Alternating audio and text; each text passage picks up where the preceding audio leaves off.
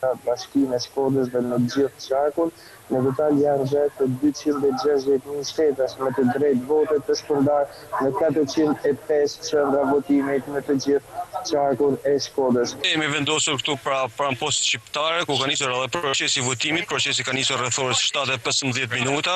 Ka nisur normalisht, duhet thënë që janë dy qendra votimit, 269 dhe 269 fraksioni që përkasin KZZ numër 3.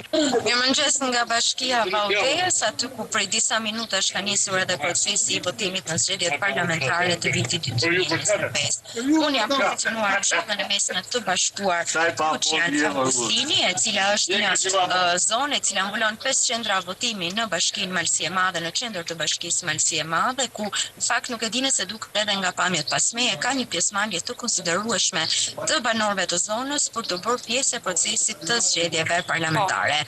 Përshëndetje nga Malësia e Madhe, sapo ka nisur edhe procesi i votimit të zgjedhjeve parlamentare të 11 majit edhe në Malësinë e Madhe, pavarësisht se një proces në fakt i cili ka filluar me vonesë pothuajse një orë, ku ka patur edhe një sër problematikash në këtë zonë, duhet thënë, duke filluar nga pajisjet pej, ndërsa është dashur që votimi i qytetarëve të vijojmë në mënyrë manuale. Ju përshëndes nga Lezhë, si dhe thatë edhe ju ka nisur procesi i votimit edhe në qarkun e Lezhës, i cili prodhon 7 mandate deputetësh, ndërkohë që janë thirrur për të votuar 164.976 zgjedhës janë në lista brenda vendit. Përshëndetje nga Puka.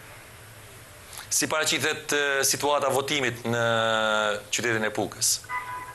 Situata paraqitet e qetë. Në Pukë ne kemi 18 qendra votimi, në Fusharrës kemi 16. Ka pas problematika të vogla në ndrimin e komisionerëve për shkak të problemeve shëndetësore, por që janë rikuperuar më një herë. 2 problematika janë në lidhje me pajisjen pej, por që votimi është normalisht, çdo gjë është në gjendje normale.